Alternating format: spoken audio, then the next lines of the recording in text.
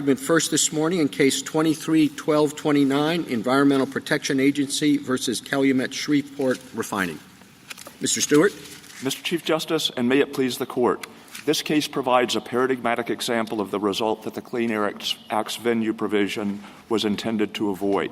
The April and June 2022 denial actions at issue here resolved a total of 105 exemption petitions filed by refineries in 18 different states within 8 judicial circuits.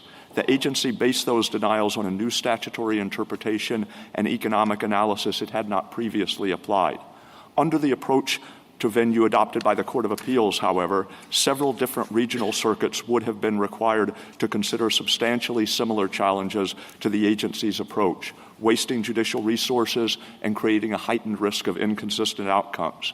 Congress amended the venue provision in 1977 to prevent those results. The judgment of the Court of Appeals should be reversed. I welcome the Court's questions. Mr. Stewart, are there any limits to aggregating different claims and thereby determining venue in D.C.? I don't know that there are limits to the agency's authority to publish different decisions in the same Federal Register notice. We do think that there is some room for judicial scrutiny of whether what the agency describes as a single action should be regarded in that way. And so, for example, if the agency in one Federal Register notice disapproved a SIP proposed by the state of Ohio and simultaneously denied an exemption request for a small refinery in Louisiana, you couldn't cogently regard that as a single action, even if it was published in the same Federal Register notice. Well, let's just take this case with the refineries. What would be a limiting principle if you could just simply aggregate decisions about refineries? I think you could. I think in this case that the agency had particularly good reasons for publishing them together because it had issued proposed denials based on a proposal to change its methodology, and it didn't want to issue the denials until it was ready to finalize the methodology, and that's why we wound up with something of a backlog. Does it have to be a change? What about an application of an existing rule or determination? I think the agency's typical practice has been to do those one at a time or in small groups when the agency is simply applying a principle of federal law or a rule of federal law that has previously been established and isn't likely to be contested on judicial review. But that's discretionary, isn't it? That's not a real limit. I think you're right that it is up to the agency's discretion whether to aggregate in those circumstances. And Mr. Stewart, historically they've taken these one by one, and SIPs and hardship determinations have been dealt with at the regional circuit level. This is kind of a new development. Well, I think with respect to ozone transport rules in particular, that is, review of SIP provisions that purport to carry out states' good neighbor obligations to prevent downwind pollution. I think the norm in that area has been aggregation. Well, I dealt with a bunch of SIP approvals on the circuit court, and now you've bundled them and done it differently. But up until now, these things with refineries and with SIPs have been done historically. Oh, I think you're right. I think you're right with respect to the refineries that they have been done seriatim in the past, but the court. So this is kind of new, and I guess I'm asking what's changed other than EPA's decision to bundle them together. I think what changed was that the agency was changing its methodology, and the Court of Appeals, the Fifth Circuit, noted that EPA in these denial actions had abandoned or rejected an adjudicative methodology that it had been applying for more than a decade. So it came up with this pass-through theory. That's the new development? It's partly the pass-through theory, and it's partly the statutory interpretation. Yes. Okay, so yeah. On those, I guess I struggle because statutory interpretation, by gosh, I should hope EPA applies a consistent statutory interpretation across the country. And when it comes to economic theories, same goes. Otherwise, it'd be arbitrary and capricious. So how can it be that that's what we should look at? Well, I think with turning for a second to the third prong of the statute, the based on a determination of nationwide scope or effect. And in our view, the word determination has the implication of resolving a question that was previously unsettled. Sure, and every statutory interpretation and economic theory is going to do that, right?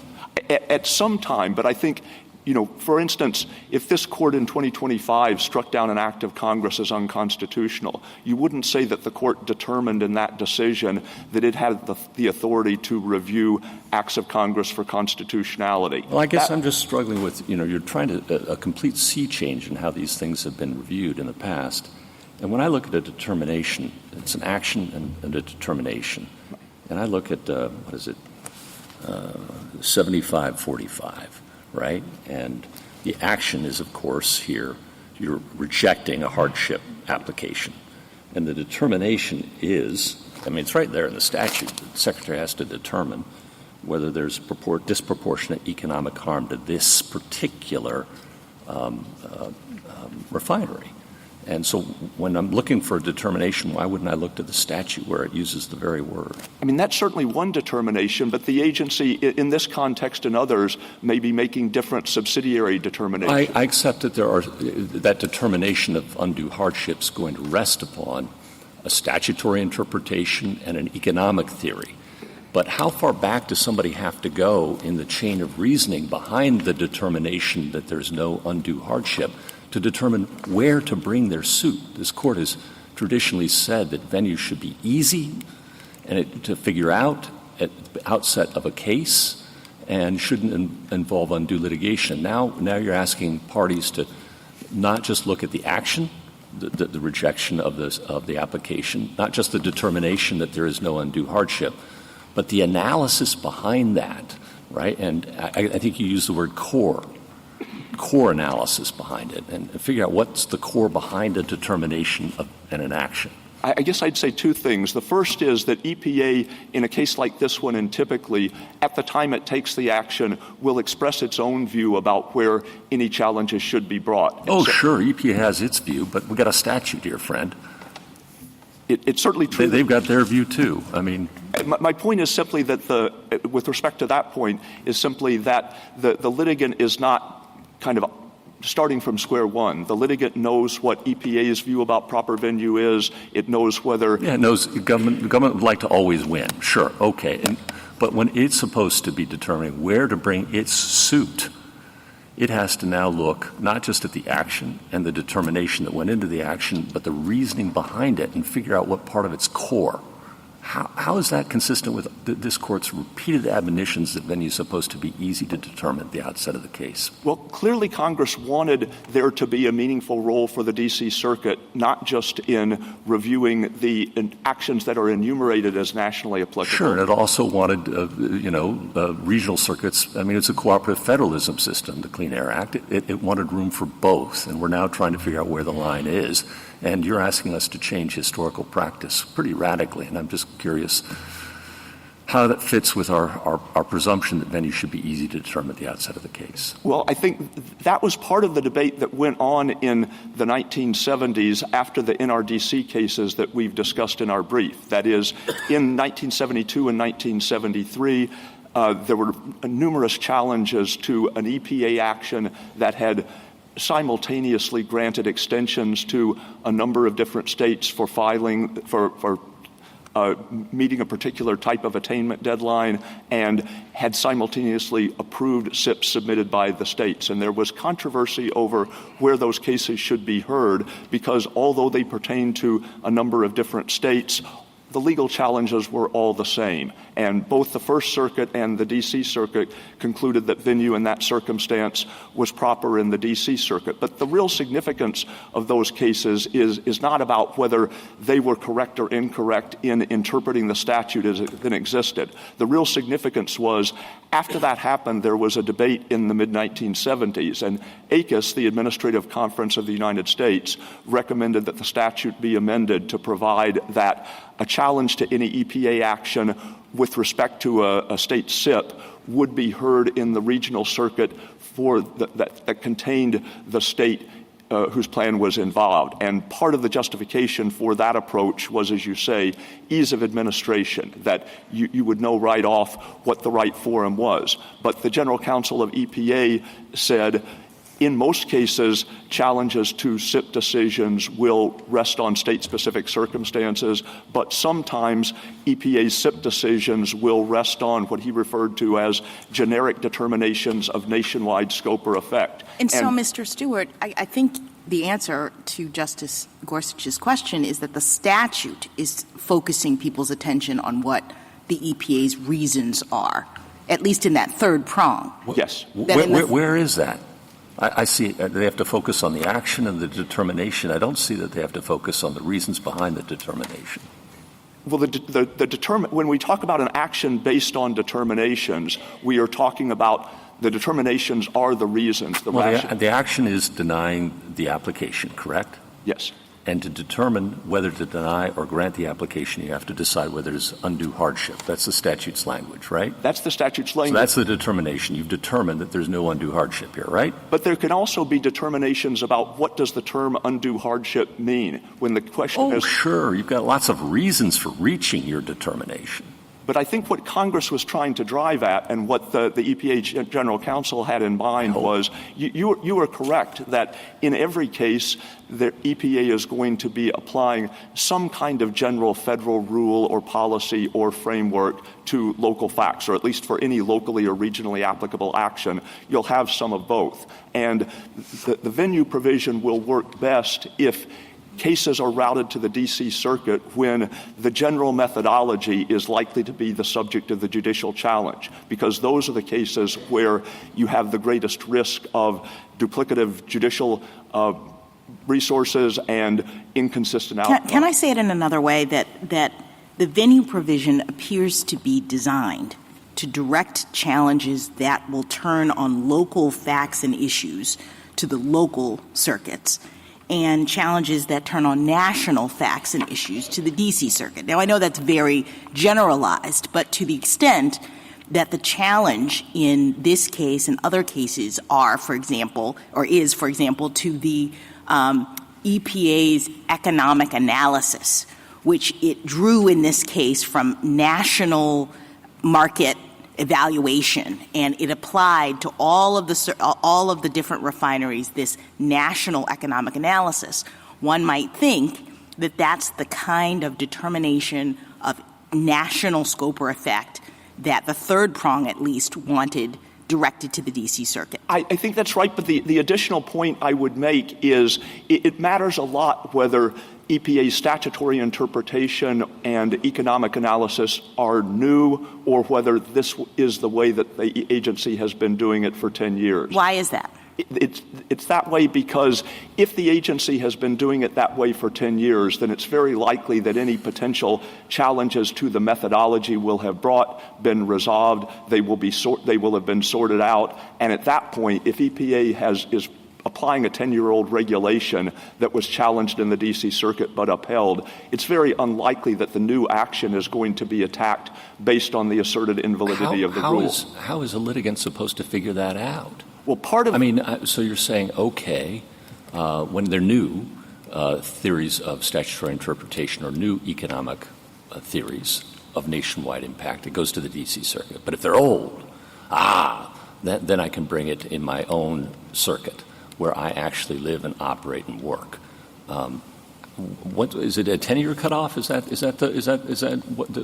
Venue is supposed to be simple, and I guess I'm trying to figure out what simple rule would you have us apply here? Well, one of the things you can look at is there some metric by which you conclude the validity of the rule has been established? Was it challenged before and upheld? Has the time for challenging it passed? Another is you can look at the comments that EPA received on the proposed action, because not everything, but a lot of what EPA does, it issues a proposed action and then it takes comments and it responds to the comments. And here it was clear from the comments that EPA received that any judicial challenges were likely to be attacks on the methodology predominantly. I think what would help me, Mr. Stewart, is if you talked in a bit more concrete terms about this case, and again, focusing on the third sentence, the action based on a determination of nationwide scope or effect.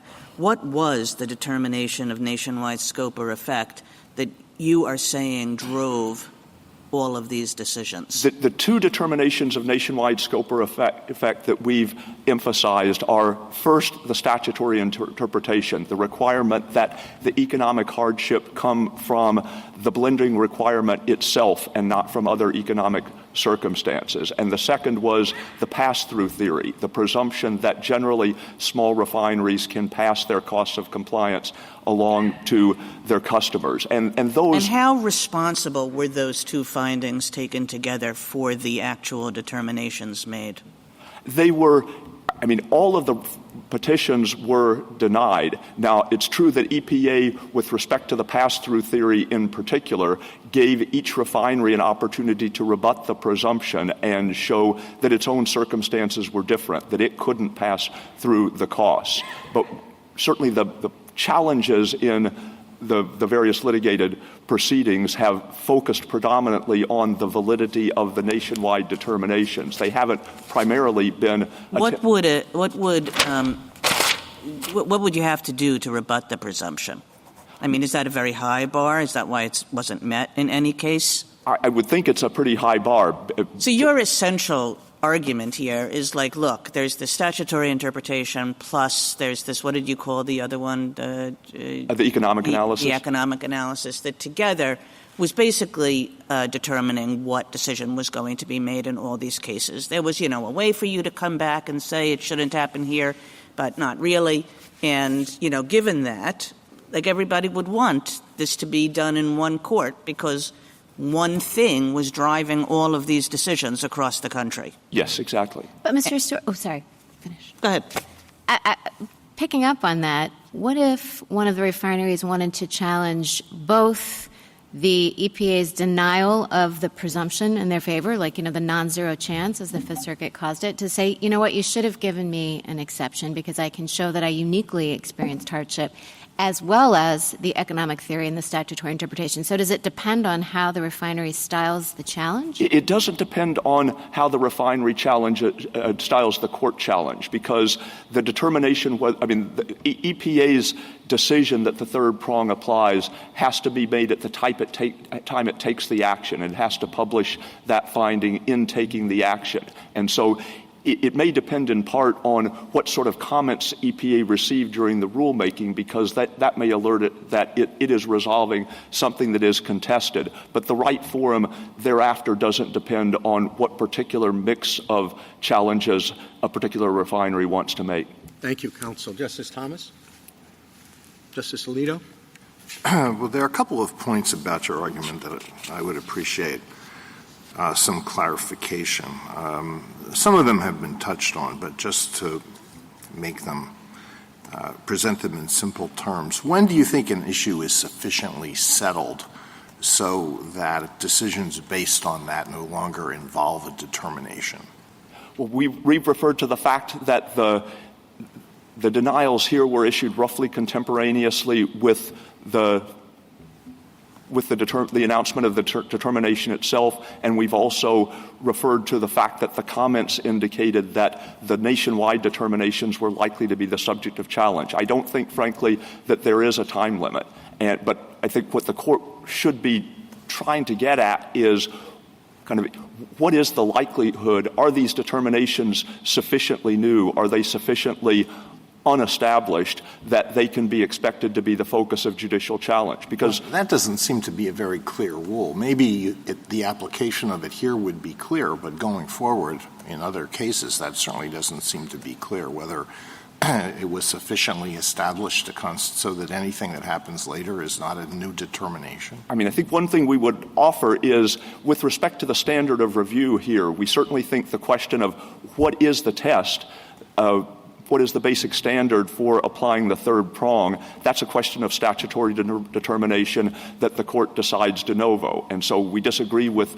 respondents' interpretation, but the question whether they're right or wrong, their interpretation, but the question whether they're right or wrong is for the court to decide. If the court accepts our basic framework that the test should be were these determinations sufficiently new that they are likely to be the subject of judicial challenge, then I think it would be appropriate to give some deference to EPA's determination in that regard, because EPA would know the record, it would understand to what extent was it departing from its past methodology, what had the comments been, and okay, thank you. Why should it matter in making this determination whether EPA decides what makes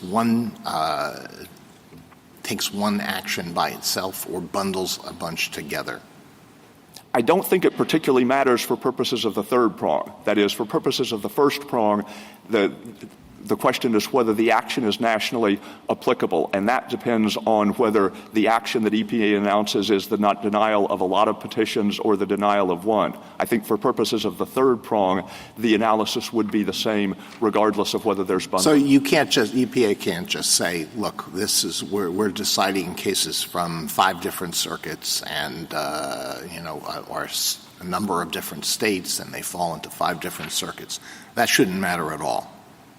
It doesn't matter for purposes of the third prong, that the question is, even if you think of the action as being the denial of a particular refinery's petition, if that action is based on a determination of federal law that's likely to be challenged in court, that's an appropriate case for the D.C. Circuit to exercise review. What do you think based on means? And it wasn't exactly clear from your brief. At some points you seem to say it's but-for causation, and then at another point you say it must lie at the core of the agency action. Which one is it? We would say but-for causation. That's typically the meaning that the court ascribes to the term based on. But if the court wanted to have a slightly more stringent test, it's really the principle that we care most about rather than kind of the exact formulation of the standard.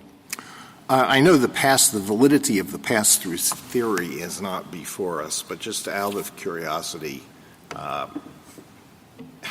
is that being challenged? And if so, what is the status of the challenge? Well, it was challenged in both the D.C. Circuit and the Fifth Circuit because a lot of these cases wound up in the Fifth Circuit. Both of those courts ruled against EPA on that issue, and in our motion to hold the briefing schedule in abeyance in this case, we noted that EPA is reconsidering the methodology it's using. I don't have any updates on that, but that's what we've represented to the court previously. Thank you. Justice Sotomayor? I am having almost an impossible time understanding how you answered Justice Thomas's question to say that there is a limit that's subject to some form of judicial review on your decision to bundle that's not tied directly to the third prong, meaning I don't see how you can bundle unless you meet the third prong, because the first prong requires an action, and the action, whether it's a national action or a individual action, and if it has to be an individual action, I don't see how you can make it national without the third prong. Well, I think even if EPA was simply applying to new circumstances a previously established general methodology, EPA would have the authority, if it wished, to bundle in the sense of announcing in a single Federal Register notice the results of its application. I just don't see how that can be unless that action is based on a determination of nationwide scope or effect. I can't see how you can bundle a New York, and you said you can't, bundle a New York and Pennsylvania denial of a SIP and call it nationwide. I think absent a determination of nationwide scope or effect. I think the answer to your question turns on our limiting construction of the word determination. That is, if EPA granted or denied, let's say, 4 different refinery proposals in a single action, if it were simply applying its pre-existing methodology, a methodology that no one was likely to challenge, but it was applying that to disparate circumstances around the country. Nothing would prevent it from announcing those dispositions in a single Federal Register notice. The reason we would say those don't turn on a determination of nationwide scope or effect is that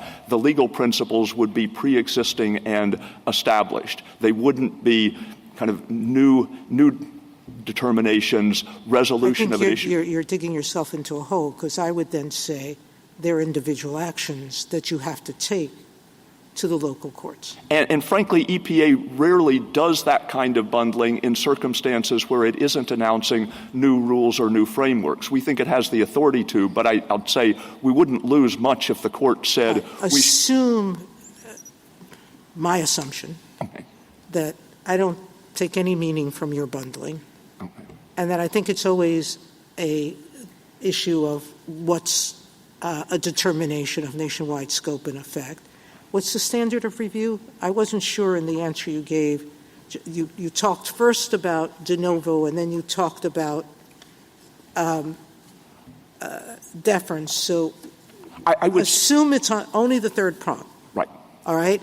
What's the standard of review? I would say when you are determining what the basic test should be, the standard of review is de novo. For instance, respondents have argued that determination here is used as a term of art, and it refers only to circumstances where some other CAA provision instructs EPA to make a determination or to determine something on a nationwide basis. Now, we think that interpretation of the statute is wrong, but the question whether it is right or wrong is a pure issue of statutory construction. That's something the court decides de novo. If the court concludes that we're right about the basic test, that what we are looking for is, did EPA in this action announce a new principle of federal law or policy that is likely to be the subject of judicial challenge? If that basic test is correct, then we think EPA should get deference when it announces that it thinks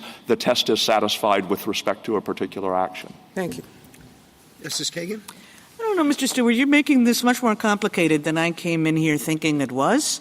The way I thought about it was if you have a set of individual actions, but they're all based on a common denominator such that you know how all the individual actions are going to come out, or almost all, or generally all, such that state circumstances are just not playing much of a role, then it should be in one court, because that's really all that is going to be up for judicial review. So whether it's old, whether it's new, you just look and you say, did one nationwide decision or two nationwide decisions in this case drive all of these individual decisions, or almost all or most of them? And if it did, you don't want 11 circuits dealing with the same question. And if it didn't, because there are lots of individual circumstances coming into play and relating to, it's like both all mixed together so that the individual circumstances really are going to count and different decisions are going to go different ways, then you do want them done by different courts. So, that might be just a intuitive way of dealing with it, but it seems like a lot simpler to me than what you're pitching. Well, I think part of the reason that we focused on determination as we have is the strongest argument on the other side is that whenever EPA makes a site-specific determination, it is always applying some nationally applicable rule or framework or policy. If it didn't do that, the other side appropriately points out, we wouldn't have any assurance that... Yeah, sure, there's always some nationwide determination in the mix, but if it's the kind of thing where that nationwide determination, as applied, is going to come out differently on different decisions, depending on local conditions, then you don't want it in the D.C. Circuit. Well, I have a pretty strong intuition, I won't tell you what it is, about both of these cases. And one goes one way and one goes the other way, because one, everything is being decided by the nationwide determination, and the other, pretty much nothing is being decided by the nationwide determination. Well, I think the nationwide determination, the new principle of law, can be very important and can arouse great controversy, even if it doesn't by itself preordain what the outcome of any particular proceeding is going to be. I mean, I'd look at this court's practice, for instance. In cases where this court determines that the Court of Appeals has erred in its analysis, it's not uncommon for the court to announce the right analytic framework and then send it back to the lower courts to figure out how that framework applies to particular circumstances. It leaves it recognizes that its announcement of the framework doesn't necessarily foreordain the outcome. It leaves the last stage for the lower courts. But what this court is still doing is still terribly important, and it's the task this court is performing is the type of task for which it's important that there be centralized review, that you not have a lot of courts making the same determination of federal law without some means of bringing harmony to them, even if that determination doesn't dictate the outcome in a particular case. Thank you.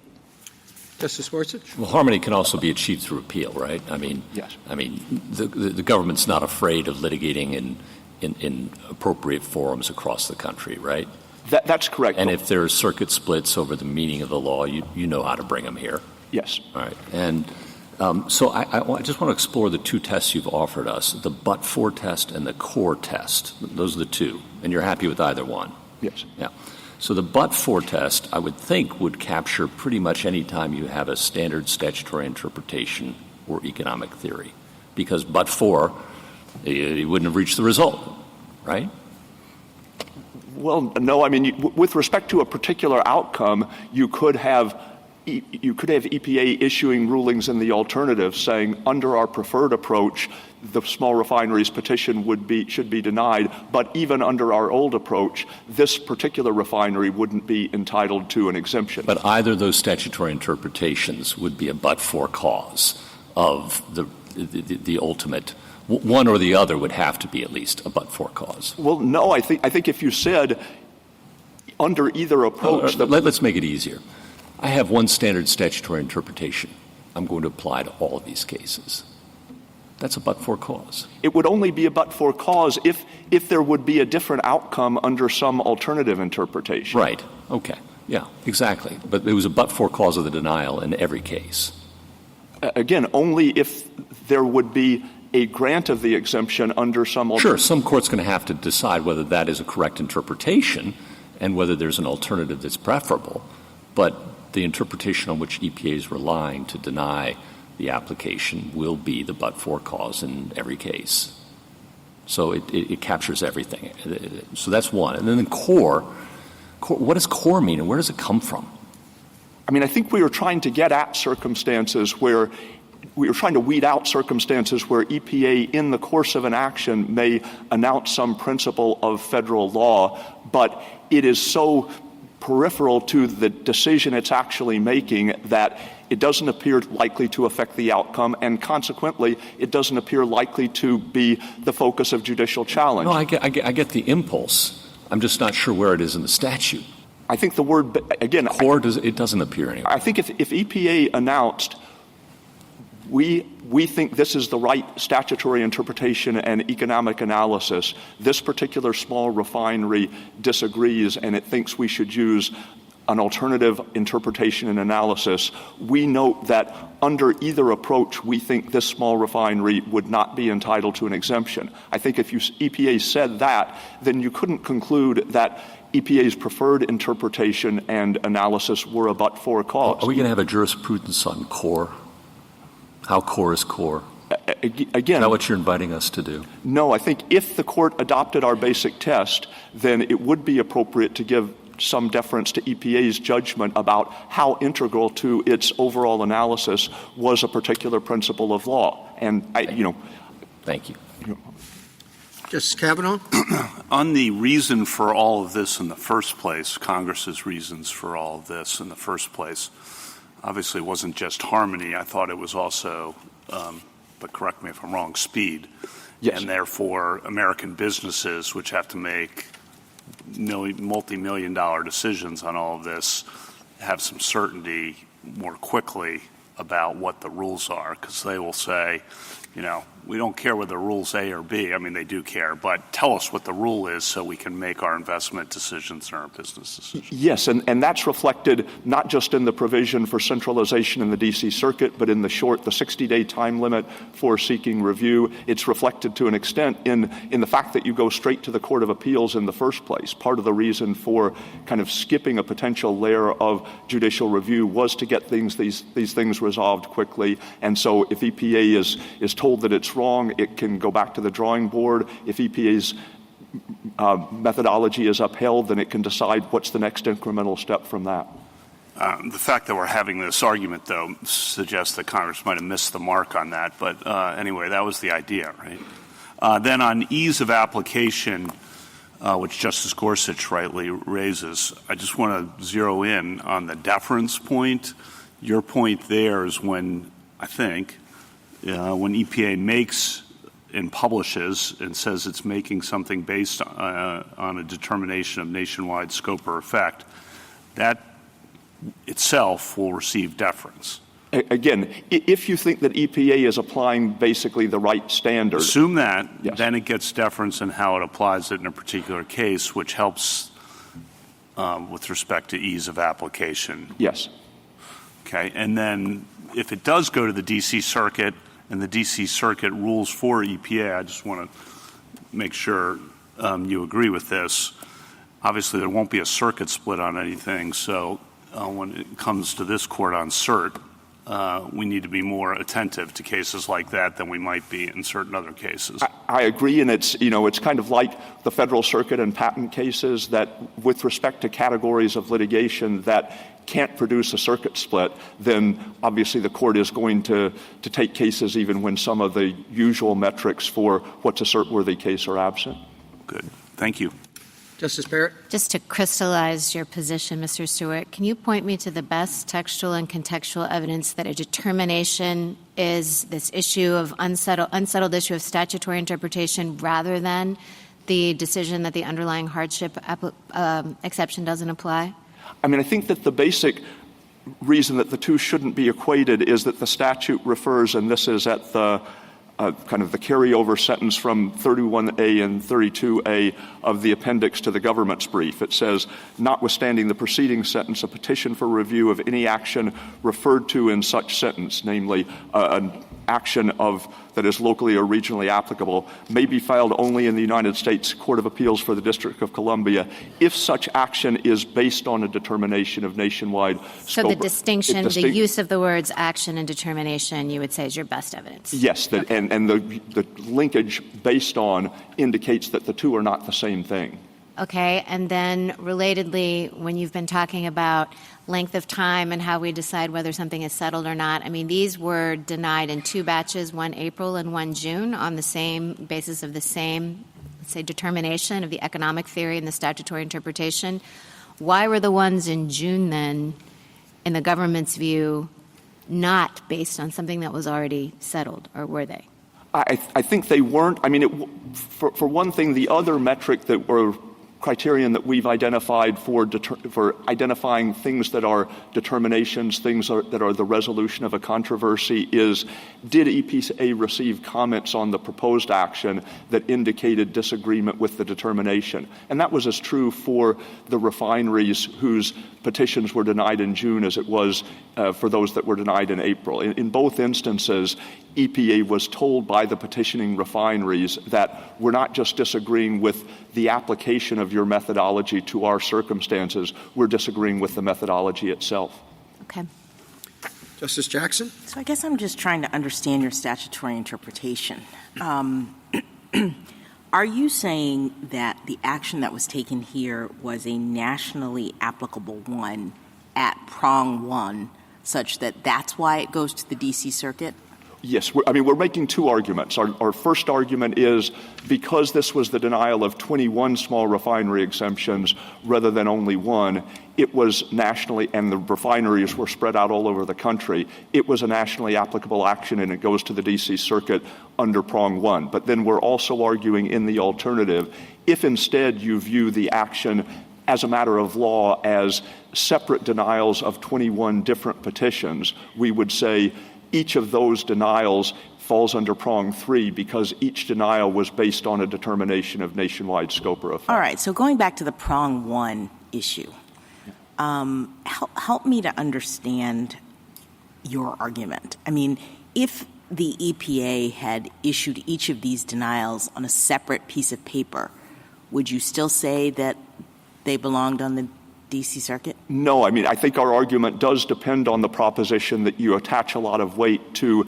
the way that EPA frames its action. And so if on the same day we had issued 21 separate Federal Register notices saying we're applying the same methodology, but we're engaging in 21 separate denial actions, we would say those what about the statute or Congress's reasons for enacting it or the way that it works makes you think that Congress intended for this to turn on the formality of the EPA's determination in that way? Well, it refers to the action that EPA takes, and I think to a degree the application of prong 1 will necessarily depend, at least in part, on formalities. That is, if EPA had first promulgated a regulation that said, here is our new statutory interpretation, here's our new economic analysis, in subsequent decisions we will apply this interpretation and analysis to different refineries, the regulation itself would clearly have been nationally applicable. It would have been a nationwide rule, and it would have been challengeable only in the D.C. Circuit. But I thought you said if they said that and then they had separate papers saying that, they would be local.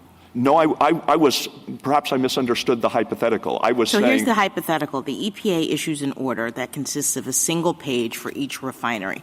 And assuming that the order says we are applying this methodology and concluding on that basis that your refinery doesn't meet the criteria, if it's announcing the methodology in the same document where it announces the denial, then that would be a single state-specific action. I had in mind a circumstance where EPA proceeds in 2 steps, first promulgating the rule and then issuing separate actions that apply it to different refineries. And our point is the fact that in the denial actions here, EPA chose to announce the new methodology in the same document as its application shouldn't affect the nationwide applicability.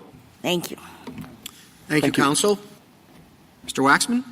Mr. Chief Justice, and may it please the Court, the core objective of Section 307B is to avoid inconsistent rules arising from duplicative litigation in the administration of the Clean Air Act. Yet under the ruling below, 8 different courts of appeals will be passing on the merits of EPA's standards for eligibility under the small refinery exemption, producing, as is already evident from the 2 circuits that have opined, different substantive standards, completely the opposite of what Congress manifestly intended under the National RFS program. Now, there's been a lot of discussion about prongs 1 and 3, and maybe some discussion without identifying it as prong 2, which is the locally or regionally applicable. As to prong 3, we fully agree with EPA that if the actions are deemed locally applicable, the disposition of each refinery's petition was indeed based on a determination of nationwide scope and effect.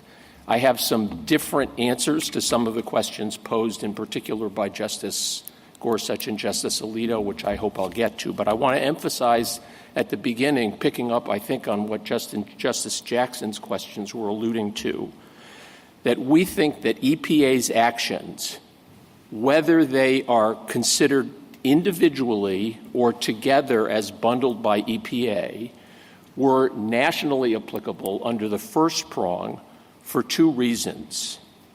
The first reason is because they announced and applied a standard for all refineries regardless of location. This was an avowed statement by EPA in these adjudications. And second, the second reason relates to the ubiquity of the RFS program, where every individual exemption determines as a matter of law the renewable fuel requirement binding all non-exempt obligated parties and the total volume of renewable fuel that must be purchased, such that the legal effect of even an individual SRE adjudication is nationally applicable insofar as it necessarily affects the blending obligations of non-exempt obligated parties and will necessarily affect the total amount of renewable fuel that is used in the United States. Now, I guess I should say I welcome the Court's questions. Mr. Waxman, one question. You say that this is a nationally applicable rule. How many refineries would have to be involved for it to be nationally applicable? It is just more than one? So I think, Justice Thomas, in this case, since the standard announced and applied avowedly will apply to every refiner wherever it is located in the United States, regardless of location, that is national applicable. I don't think nothing in our submission, I hope this gets to your question, depends on whether you agree with us and the House report that any legal issue that can be adjudicated in two different circuits is nationally applicable under the first prong, or you agree with my friend on the other side that it has to be all 50 states. The point here is that when EPA announces and adopts a standard, either in a regulation or other final action, that it says will apply to petitioning refineries regardless of location, that is national. Now, I don't think, just anticipating my friend's argument, that the rule that that it cannot be that it has to apply to all 50 states in order to be national, that's completely inconsistent with the manifest purpose of the 1977 amendments, and it's also manifestly not true because there are many provisions of the Clean Air Act that don't apply to all 50 states, including the Renewable Fuel Standard. But let's just, if we would just limit it to the refineries for now, and small refineries, how would you know whether it's nationally applicable? Well, I think if EPA adjudicates an individual refiner's exemption application by announcing and adopting a new metric that will apply to all refiners, it is nationally applicable. Wouldn't it be just accepted that if EPA announced a rule with respect to one refinery, and that it would apply the same rule to future refineries? And would that make it a national rule? Yes, I think so. The mere fact that's our position. Now, I recognize that neither of my friends in this case agree with this, but I think, following on what I took to be the point of Justice Jackson's questions, I don't see why it's not true. If everybody agrees that if EPA announced a regulation that said, from now on, all SRE applications are going to be adjudged under the following metric. Number one, the small refinery has to prove causation. That is, it has to prove that the disproportionate hardship that it is experiencing is due to the RFS obligation and not for some other reason. And in evaluating that case, based on our economic analyses and economic common sense, we presume that RFS, that RIN costs can be passed on to consumers. That is a rebuttable presumption. If that were done in the context of a regulation, even my friend on the other side agrees it would be nationally applicable. Mr. Waxman, here's where I need help. If you're right about that, I guess I don't understand how we ever get to prong two. It seems to me that I don't understand the distinction between 1 and 3, meaning it seems like every case would be one in which you would say that there is a nationally applicable standard because, as Justice Gorsuch pointed out, we would hope that the agency would have consistent metrics for making these determinations. So it's sort of a given that the agency is going to be applying some standard, and in our country, a standard that is consistently applied across every applicant.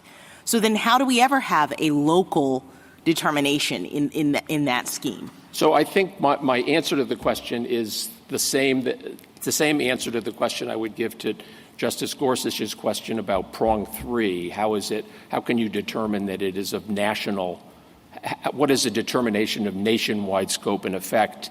And Justice Alito's question about, so what's the bright line? What's the metric under which you can decide that? I think the same applies to our first theory for why this is nationally applicable under prong 1, which is it is not an action of a nationally applicable action, and it is also under prong 3 not a determination of nationwide scope and effect if it is simply applying settled law. Now, I appreciate the questions about at what point does law become settled and why does that matter for determination. In our view, law becomes settled when either there is a court ruling, and presumably it would be under prong 3 or prong 1, a ruling of the D.C. Circuit saying EPA is right or EPA is wrong. The application of that national standard thereafter, would not qualify under prong 1 or prong 3 in our view. Even in the absence of a D.C. Circuit adjudication, this statute, this very unique statute, has a 60-day limit on challenges to any regulation or final action. It's a pretty strict time limit that's included in the same subsection that we're deciding. And I think an argument can be made that if there is 60 days goes by and there's no challenge, or if there is a challenge, let's let the D.C. Circuit decide. If there's no challenge, it's settled. And thereafter, when the EPA uses that standard to either grant or deny an exemption request, that goes to the regional circuit. The other part of my answer that I'm not sure was fully answered in response to the questions before is like, what is it how are you defining determination? I think this was maybe Justice Barrett's question.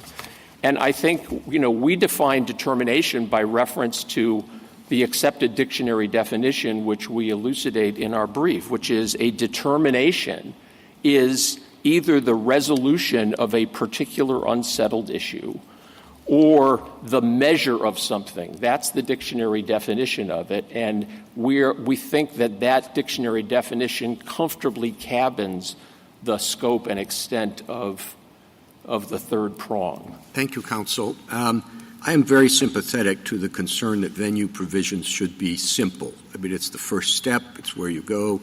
It's not about the merits at all, and you don't want to spend a lot of time litigating that. And you've suggested that your standard just recently is a simple one. In what respects do you think Mr. Stewart's proposal is not simple? Well, I think Mr.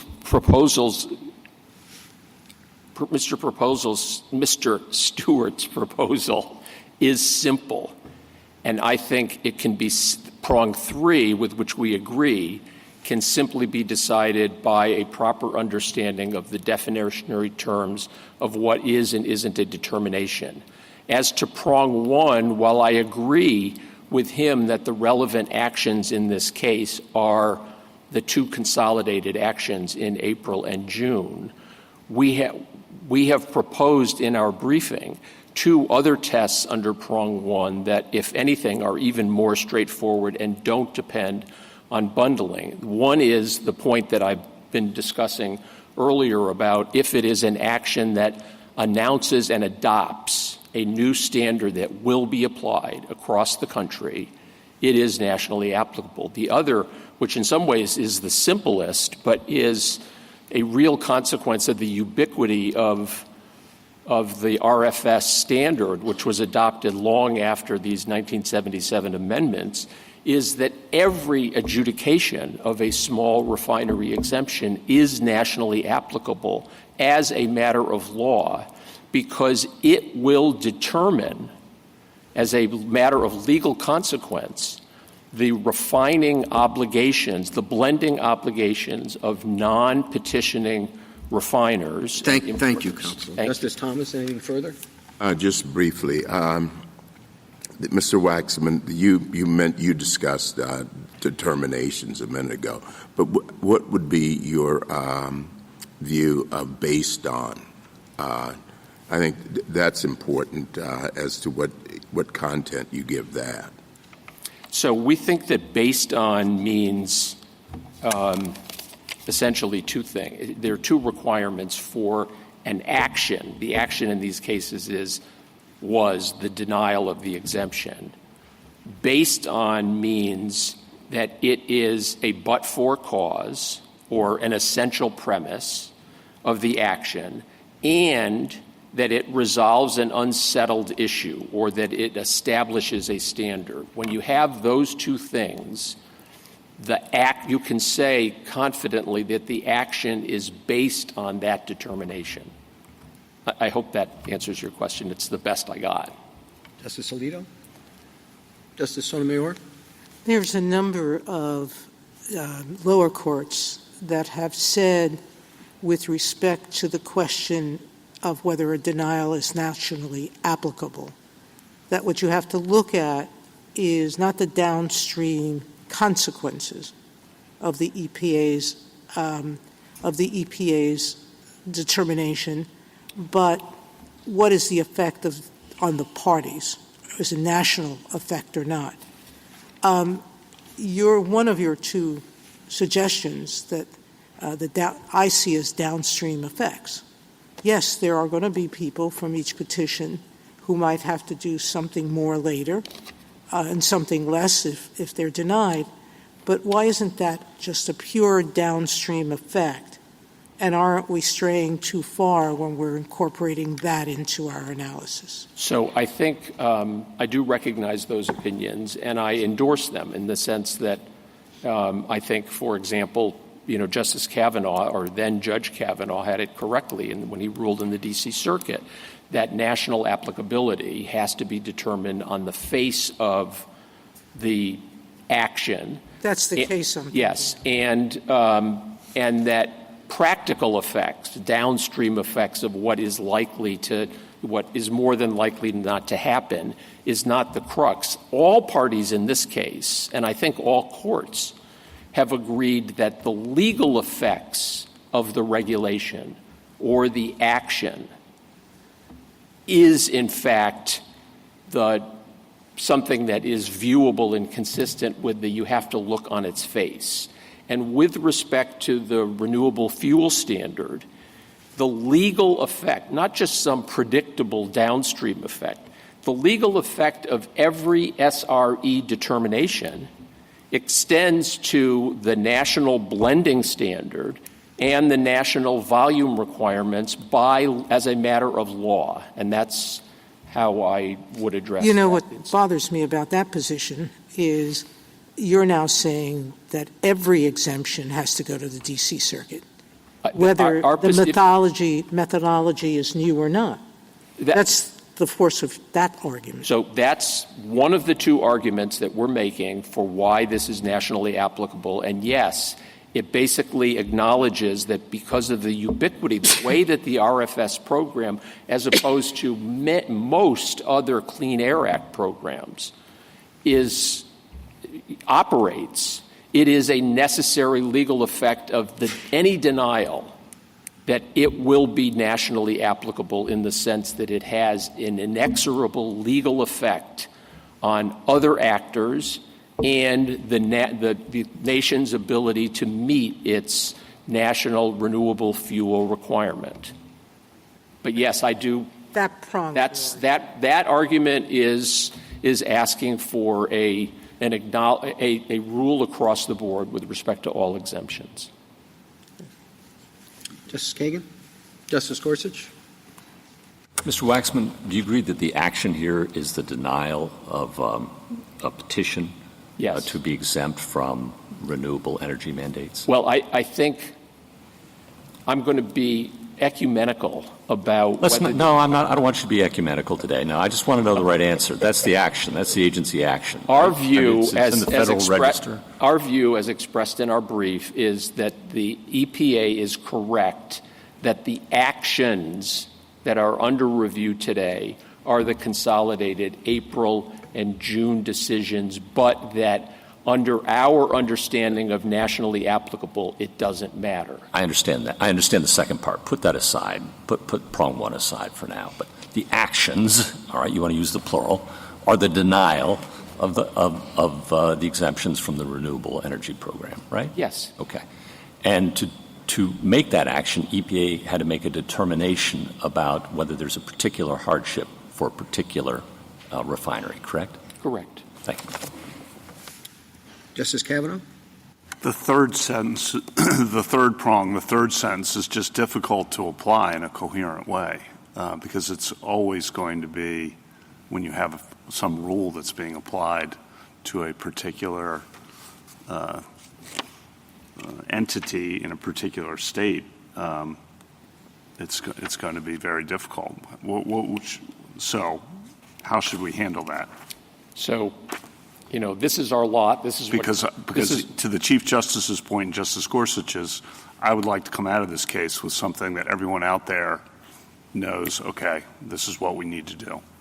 So we think that the simplest way to decide this is under the first sentence rather than the third. But as to your question, if we get to the third, I would say that what the court should base its interpretation on the meaning of the term determination, and that under the consistent with dictionary definitions, the determination is either the resolution of a particular issue and or the measurement of something, and that what we have in EPA's two-part test is both. The first part of the test, the causation requirement, is certainly the former, and the presumption based on EPA's experience with the data is the latter, and maybe also the former, and that so long as the validity of that two-part test is unsettled, meaning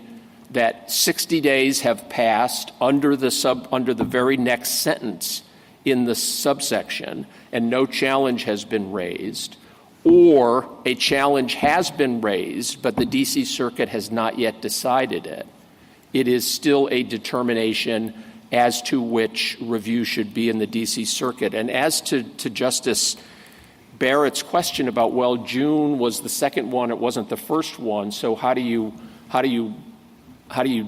deal with that? I think the answer is that I believe I don't have a specific recollection, but fewer than 60 days passed between the late April determination and the June 3rd determination. I believe there already had been filed at least one petition for review, but even if there hadn't, it was still open for review.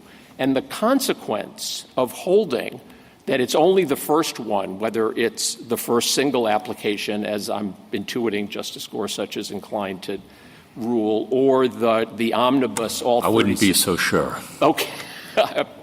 Pardon my indiscretion, my presumption. Whether it's one or the 36 that were decided in April, the notion that, well, June was not April, and therefore all 67 refineries that were disappointed by the outcome in June can go to their 8 regional circuits and the D.C. Circuit to get resolution of the same legal question. Anything it's further, just the Justice? opposite of Anything further, Justice Kavanaugh? No? Justice Barrett?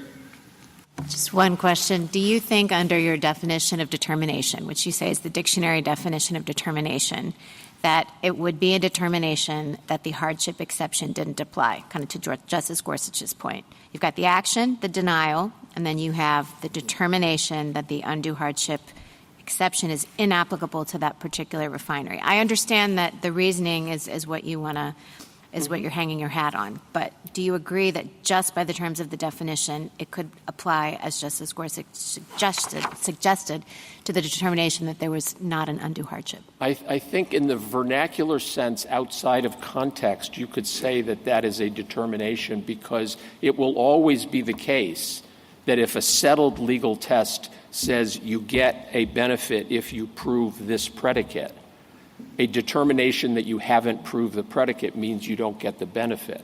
But it wouldn't be a determination of national scope or effect. Thank you. Justice Jackson?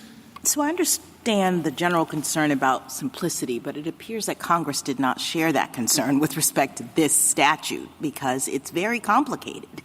And I'm trying to understand your interpretation of the difference between nationally applicable and a determination of nationwide scope and effect. Are those the same or different in your view? Do they rise and fall together? Could we ever have one without the other?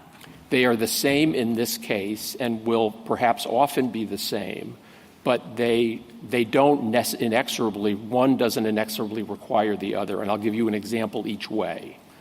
A regulation or guidance that is issued by EPA is not a prong 3 issue. It is nationally applicable. It is not locally or regionally applicable. Likewise, SIP denials, that is, state implementation plan denials, are not only specifically listed under the second prong, but courts have recognized, and Justice Gorsuch underscored with his questions today, they are the paradigmatic local or regionally applicable determination, because it just asks the question, did this state plan satisfy the state's requirements under the national ambient air quality standards? But the courts have recognized repeatedly that if in the course of denying or granting a SIP application, EPA adopts a new rule, EPA says, well, there's a new NAC requirement for ozone, and you haven't met it. Those cases all go to the D.C. Circuit, and that's the example that General Counsel Frick was addressing in his comments in 1977. Thank you. Thank you, Your Honor. Thank you, counsel. Mr. Houston? Mr. Chief Justice, and may it please the Court. The Clean Air Act's venue provision requires a court to look to the text of the chapter to determine whether an EPA action is nationally applicable or is instead locally or regionally applicable, and what that action was based on. When EPA, for example, uses a rulemaking to set requirements for all regulated parties wherever they're located throughout the nation, that's a nationally applicable action. But the relevant text of the chapter here, Section 754509, makes it clear that EPA's actions on hardship petitions must be locally applicable. You can find that text on page 23A of our red brief. Unlike the pre-2011 regime, where all small refineries throughout the nation were entitled to an exemption, the text now requires each individual refinery to make its own case for hardship relief. Quote, the refinery must demonstrate that it would be subject to a disproportionate economic hardship. And the text then reinforces the requirement of individualized action by keying EPA's deadline to act to the submission of each individual petition. These actions were locally applicable because each EPA action on a hardship petition affected only one refinery located in one place. And the actions were required by the text to be based on each refinery's economic circumstances, not any determination affecting the entire nation.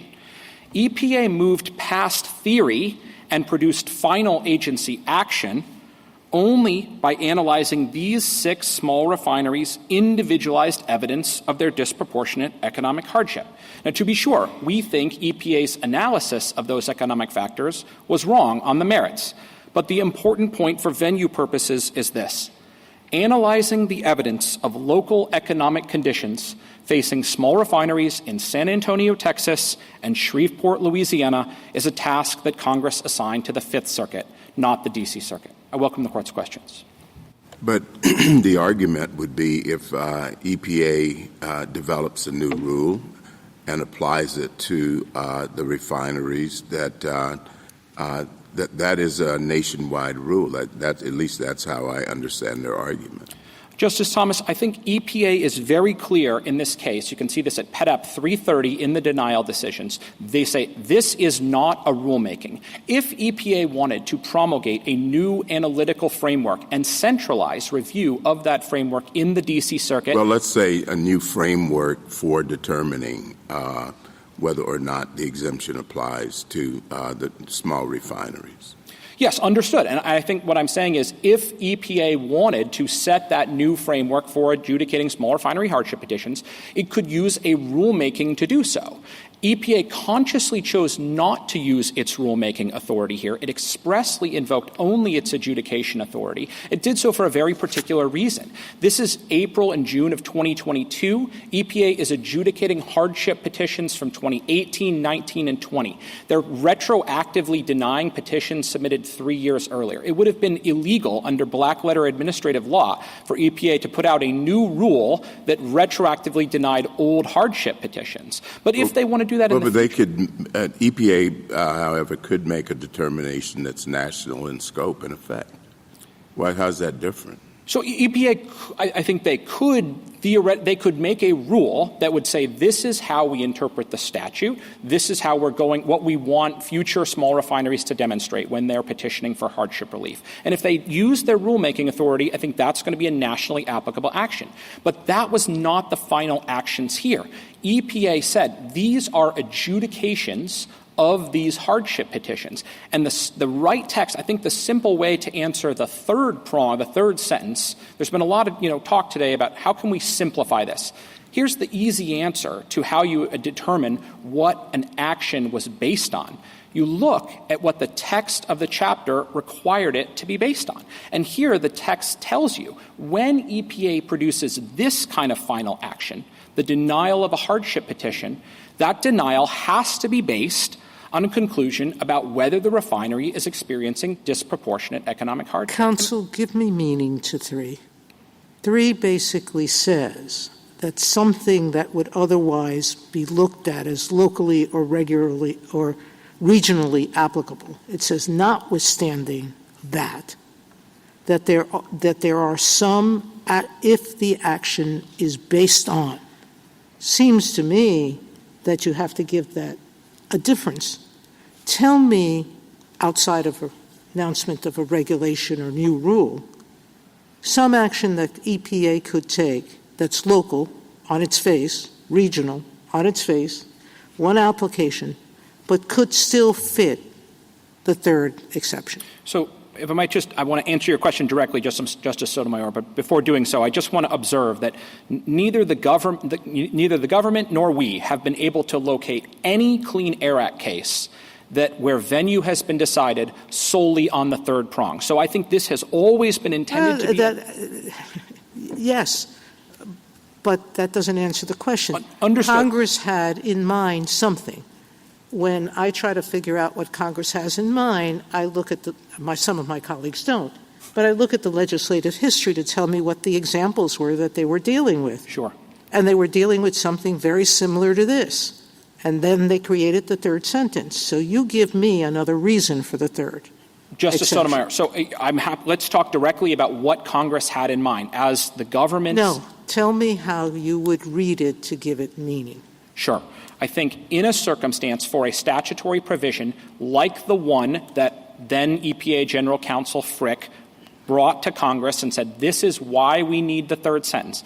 That was an instance in which the statute authorized EPA to grant individual extensions to individual states, but that was based on a, quote, determination about the technology that was available throughout the nation.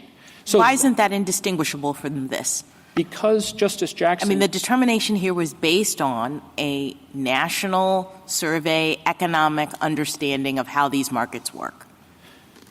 Justice Jackson, the EPA produced an economic hypothesis. That's what RIN cost pass-through was. According to... I understand, but it was nationwide in scope. It seems to me to be exactly the same thing that you just read in terms of the examples that were before Congress as to the reason why the third sentence was needed. So I appreciate your argument about the first, sentence, the first statement. It seems quintessentially local. They're making individualized hardship determinations, but in making them in this context, when they're doing the localized analysis, they are applying an evaluation or an assessment that is a nationwide economic analysis. But that was not the basis for their determination at the end of the day. Their determination was that this refinery, each of them individually, you and you and you and you. Right, but then I'm back to Justice Sotomayor's question. If you're defining determination as just the answer, do you get it, then you're never going to have a situation in which you have a localized assessment that has a nationwide scope or effect, because you've now eliminated the idea that the reasons being nationwide count. You say it can't be nationwide if the answer, the determination is yes, you get it, no, you don't. And that's going to happen in every one of these cases. No, Justice Jackson, I think it's important to separate what is the action and what determination is it based on. Here, I think I've taken my friends to agree. The relevant action is the denial of the hardship petition that was submitted by the Calumet Shreveport Refinery for itself. What was that action based on? Here, the statutory text tells you. It was based on EPA's conclusion that the Calumet Shreveport Refinery is not experiencing disproportionate economic hardship. Won't that always be the case? And this is not meant as a hostile question, but won't that always be the case when a local or regional action is taken affecting the local or regional entities, even though there's a nationwide rule it's applying? In other words, it's always going to be applying a nationwide rule or regulation, as Justice Gorsuch said, to something local. And you're saying when it's being applied, it's no longer based on the nationwide determination. I think that's what you're saying. So it'll really have no effect, and maybe that's the answer. I'm not sure you should shy away, and you've said it's never been applied. Maybe the answer is it's inconsistent on its face, and it just really has no impact. Is that where we end up? I think it was. And I'm not saying that's where we shouldn't end up, just to be clear.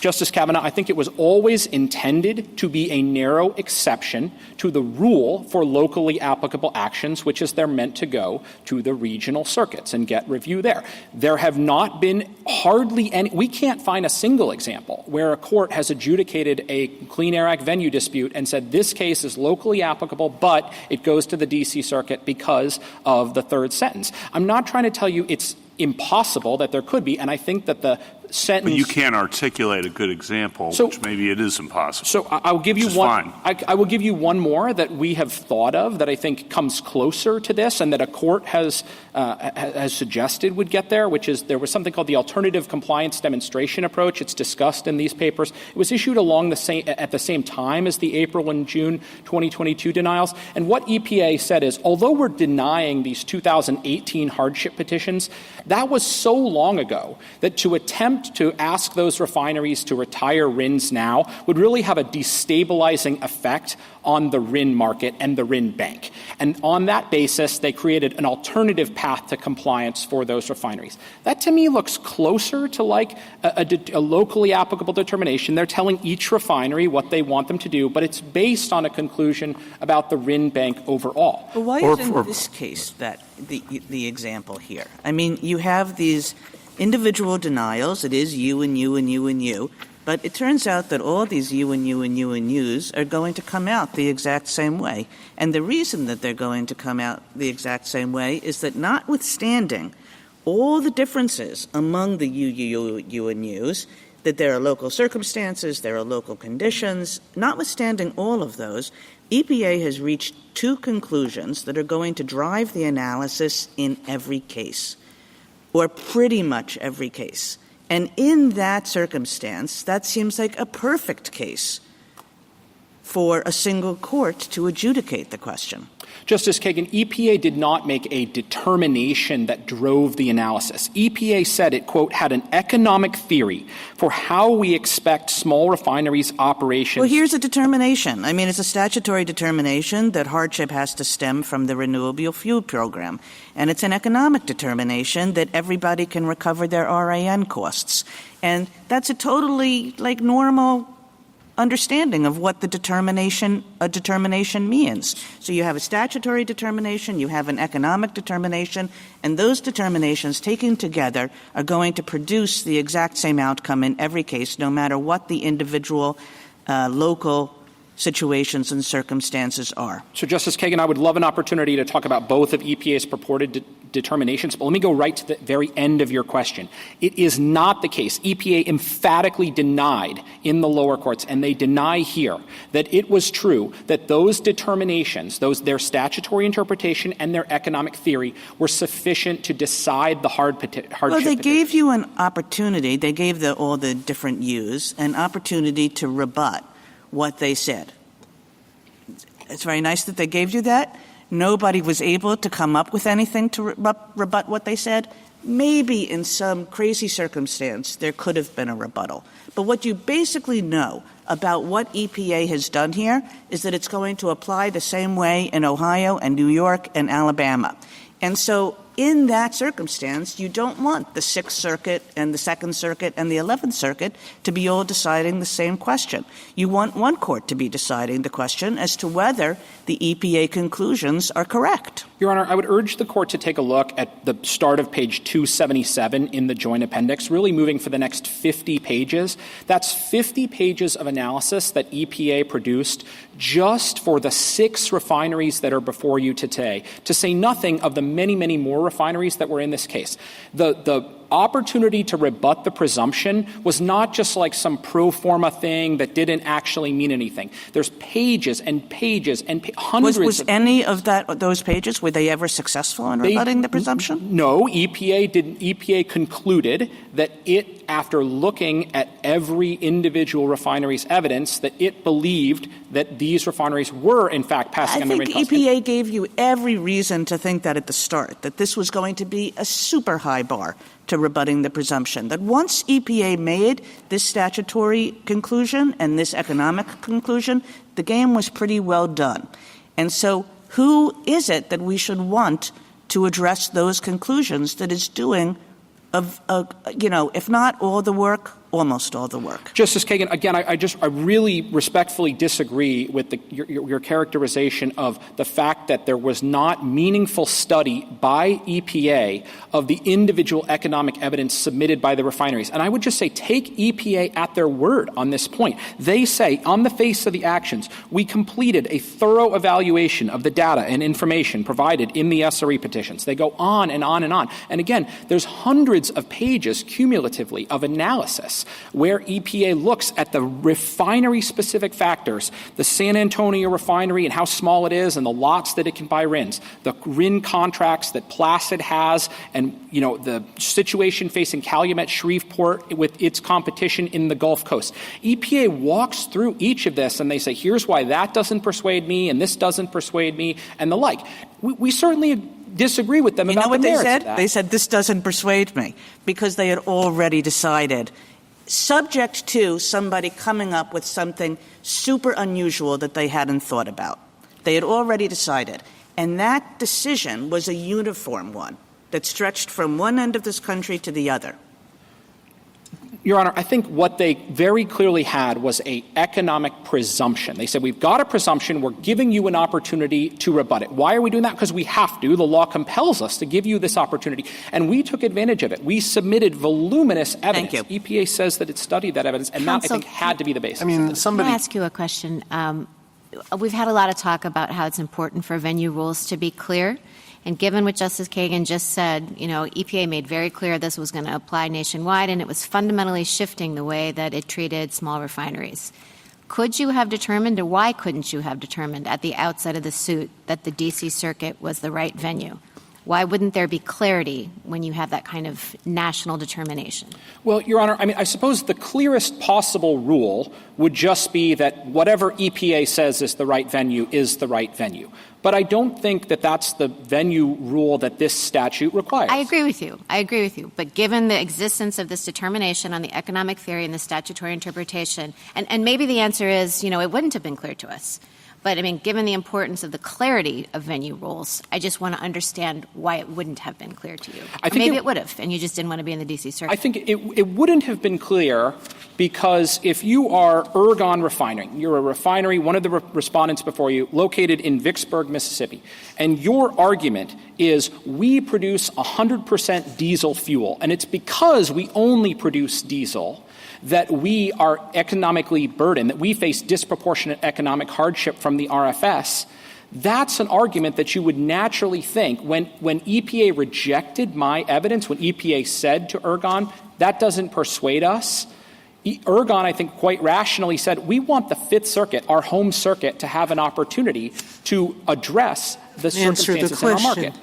They refuse because the EPA is saying to you, we have a national rule. Doesn't matter whether you're in Aragon. The national rule is we presume you can. We presume that you can pass the cost on, and we presume that you have to show us hardship that doesn't have to do with your diesel fuel, but has only to do with relying on this or being forced by this regulation to buy the credits you need to. Your Honor, EPA said we have an economic hypothesis that when we look at your evidence related to your diesel disparity, related to if you're Calumet Shreveport, the intense competition. Let's go back to Justice Barrett's question, which is you knew that they were basing it on two national presumptions. Why doesn't that tell you where to go? Because we looked to the text of the statute, which said whether the text tells you the EPA has some form of discretion or ability. The EPA has the ability to make a determination that this has a national effect. So you got a determination that says the EPA believes this has a national effect, one prong of the requirement, and the second is we're basing it on national presumptions. Your Honor, so what's hard about understanding you go to D.C.? What's hard about it is that you're taking refineries that want the opportunity to have their local economic evidence that is their case for hardship relief. That's you're begging the question. I know the EPA wants national. The question is what Congress wanted, not what you wanted or the EPA wanted. The question is what Congress wanted. And I kept asking you at the beginning, given the way they structured this third category, they are saying that some local actions have to go to the D.C. Circuit. Yes, there is a... So why isn't the answer that when the EPA makes a determination and says we're basing it on two national presumptions, that clear enough? Two points about that, Your Honor. The first is that it does not suffice, as I think even the government agrees, for EPA to just make a finding that an action is based on a determination of nationwide scope or effect. The action has to actually be based on a determination of nationwide scope or effect. That's written directly into the text of Section 7607. Those are the two presumptions. Okay. That is their presumption. What do you make of that, the fact that Congress specifically says that the administrator has to make that finding? I mean, doesn't that tell us that Congress really cared about what the agency thought in this way? I don't think so, Justice Jackson. What I take that to mean is that EPA has the opportunity to maintain locally applicable actions in the D.C. Circuit.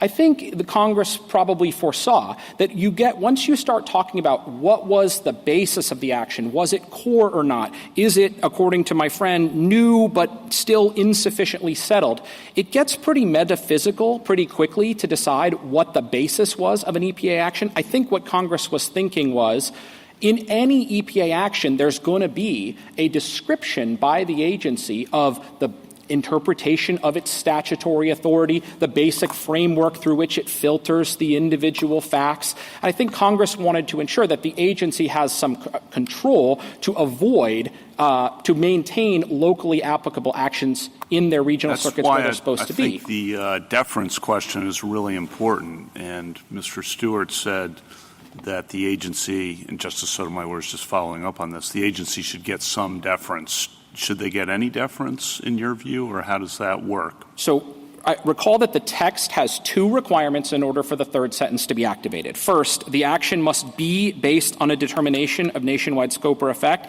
and if in taking such action, the administrator finds and publishes that such action. So if it's found and published, does the agency get deference, some deference, on the question of whether it is a determination of nationwide scope or effect? I think with respect to the agency's making of that finding, I think that's textually committed to the agency. So I don't think it's generally subject to judicial review. You can't say the agency didn't actually make this finding. But on the key part, yeah, you're talking about the part that's not key. Right. Talk about the key part. No deference at all. No deference at all. Absolutely not. It's a legal question for the court. They set it out as a separate legal requirement. That sentence, that first clause. But if that standard, if we have a set definition of what's a determination, ordinary administrative law would say when you apply that set standard to a given set of facts, that gets some deference.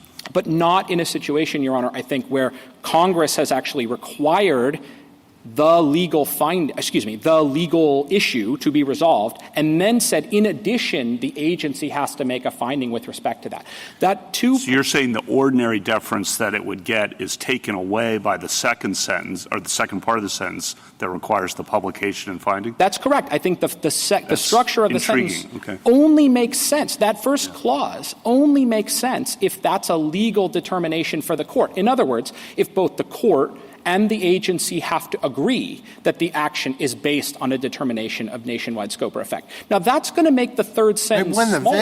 a venue issue arises, it arises because both parties to the dispute think they would be better off in a particular forum. And isn't it very odd to say that the court, in deciding whether there's venue in one place or the other, should defer to the view of one of these parties who are contesting the right to get home court advantage? I certainly agree with that, Justice Alito. And I think just to put a sharper point on it, if, in fact, it were the case that Congress wanted there to be any deference to EPA's venue determination, it could have just written the third sentence to say the action goes to the D.C. Circuit if EPA finds and publishes that it's based on a determination of nationwide scope or effect. Suppose the EPA's economic theory is that we think that there will almost always be — we think that the small refineries are always going to, as far as we're aware, they're always going to be able to pass through these costs. But, we can't say that it's inconceivable that some small refinery could come up with some reason that we haven't been able to think of why they wouldn't be able to do it.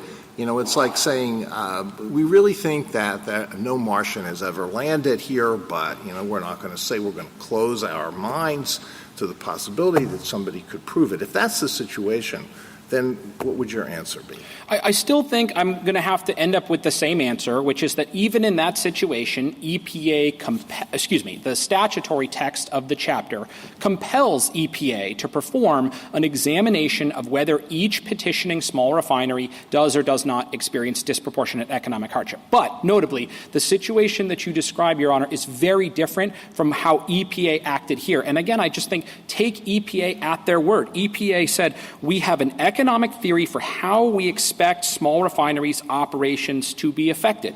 We then analyze the most current data available to determine whether finished fuels markets move in the way that economic theory predicts. So, for example, counsel, if EPA had put its economic theory in a rule and promulgated that rule, the challenge to that would have to be in the D.C. Circuit. Almost certainly, yes, Justice Gordon. And then its application in later licensing applications, you would be kind of foreclosed on that, but you might have a local challenge otherwise.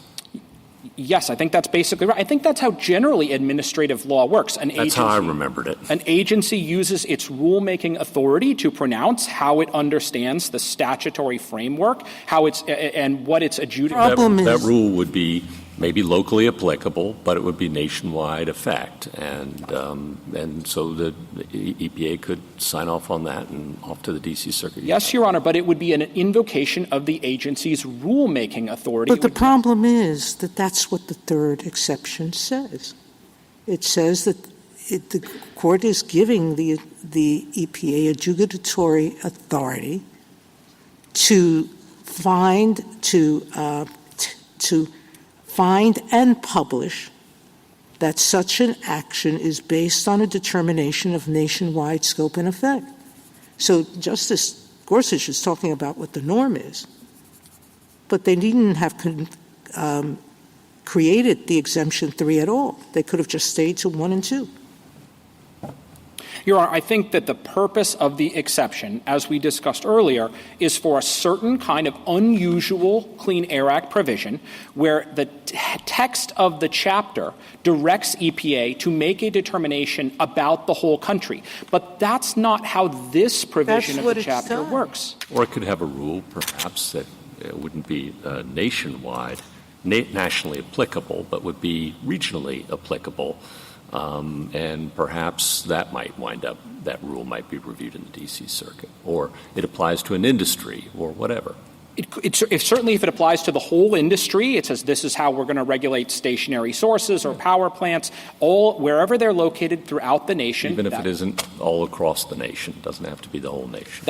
Of course, that's exactly right. If there's no refineries in Rhode Island, a rule that regulates all refineries is still clearly nationally applicable. But consider the sort of absurd textual consequence of my friend's position. The Kansas City Metropolitan Air Quality Control Region. When EPA promulgates a regional air quality action for that region, my friends say, well, that's actually a nationally applicable action. It's not a regionally applicable action because it just happens to touch more than one state and more than one circuit. I think that's just brutally hard to square with the ordinary meanings of the term nationally and regionally.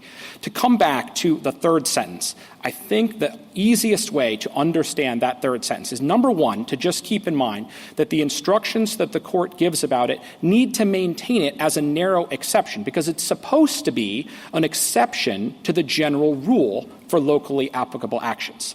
And then I think the easiest way to cut through the metaphysical questions about what was involved in the process of every EPA action that it might take is to simply ask, when you're looking at the text of the chapter, when you're looking for what was this final action under this chapter based on, go consult the text of the chapter and see what it directed EPA to base that action on. And here, that leads to a very simple answer, because Congress directed EPA, when it takes this kind of action, to base that action on its consideration of a refinery's local economic circumstances. And that's what that's what EPA did, according to the agency's own description. Thank you, counsel. Justice Thomas?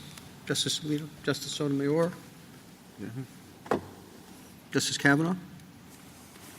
On that last point, which I think is a good point for you, it does, I think most cases are going to end up that way, and so the third sentence ends up being a null set or close to a null set in your view, and that's fine if that's the case. I just want, is that how you see it playing out? It's been essentially a null set historically. It has, Your Honor, and I would really urge the court not to breathe enormous life into this third sentence, because I think to do so would very significantly disrupt the balance that has prevailed in the lower courts. Now, obviously, we're here because the lower courts can benefit from some guidance about the application of this venue provision, but it has absolutely been the case that since 1977, this third sentence has been extraordinarily narrow. The government hasn't been able to come up with any case. We haven't identified one. And we've looked. It's not for lack of trying. It's hard to come up with something that fits this. I think that's okay. And just for last question, so I say it again, it's because when a local or regional action is based on a determination of nationwide scope or effect, the application of that to the particular local or regional entity will mean it's being applied. It's not based solely on the nationwide scope, determination of nationwide scope or effect. Is that right? I'm not certain I understand the question, Justice. Well, you're saying it can't happen that it's based solely on the determination of nationwide scope or effect because it's being applied to the particular entity, right? Yes. Okay. Yes, I think that's right. It has to be applied in order to adjudicate. In other words, to Justice Gorsuch, it's not like a rulemaking. Yes. It's being applied. It's an adjudication. Correct. In an adjudicatory posture, it is almost always going to be the case that the action, a locally applicable action, will be based on the local facts and circumstances of the individual petitioner. That actually makes perfect sense because, remember, the enumerated sections of Section 7607 that Congress assigned as locally applicable, they all have that form. They're all adjudications of local factors. They're not rulemakings, unlike the enumerated nationally applicable actions. Exactly. Okay. Thank you. Justice Barrett? Justice Jackson? But of course, the statute could have said something about rulemaking versus adjudication. I mean, I appreciate the distinction that you're making, turning a determination of nationwide scope or effect into something akin to a rulemaking, but that's not what it says. I'm not trying to say, Justice Jackson, that it can only be a rulemaking. What I am saying, though, is that when you look at the structure of the overall venue provision, Congress said, here are some things that we are designating as national, here are some things that we are designating as local. The national things, they all pretty much are rulemakings, or they look a lot like rulemakings.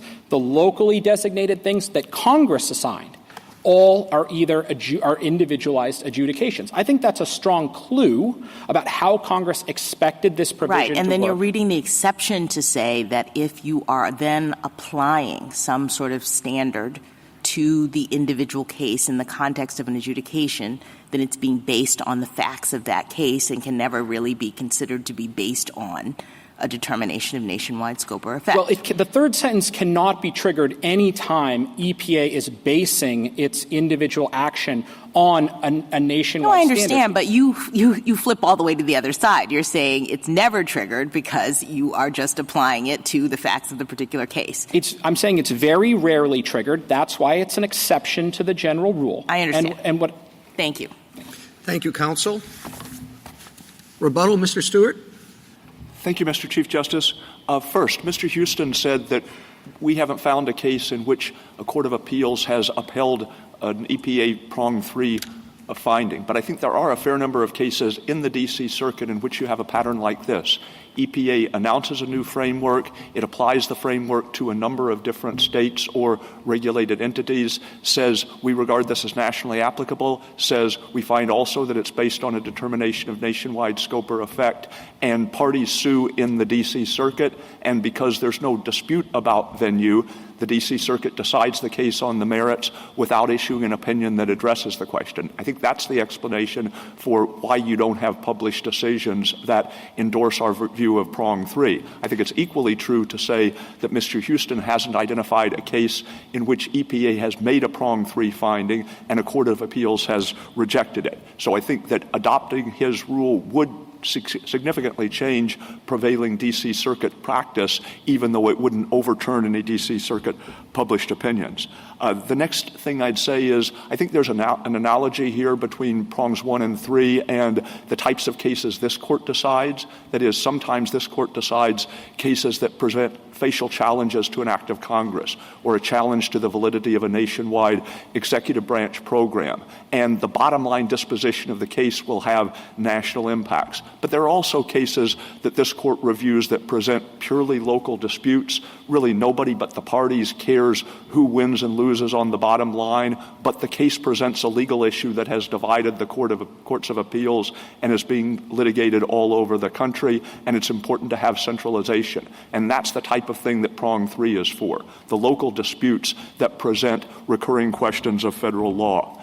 There was a colloquy about does it make sense to give deference to the view of an interested party as to where the case should be heard. Well, we know that Congress wanted EPA to have some role in determining venue because it allowed the EPA to make a prong 3 finding or not. And under our view, the two things that will be important are, did EPA regard what it was doing as the resolution of a controversy, or was it simply stating an undisputed proposition of federal law, and second, how integral was that proposition to the ultimate decision. Those are two things that are right within EPA's bailiwick. It makes perfect sense to give deference to them. Finally, we agree that prong 3 should be an exception, that most locally or regionally applicable actions should be reviewable in the regional circuits. But if the exception doesn't apply here, where nationwide determinations drove all of the site-specific actions and where the attack on the nationwide determinations has been the focus of judicial challenges, you're basically reading prong 3 out of the statute altogether. Thank you. Thank you, counsel. The case is submitted.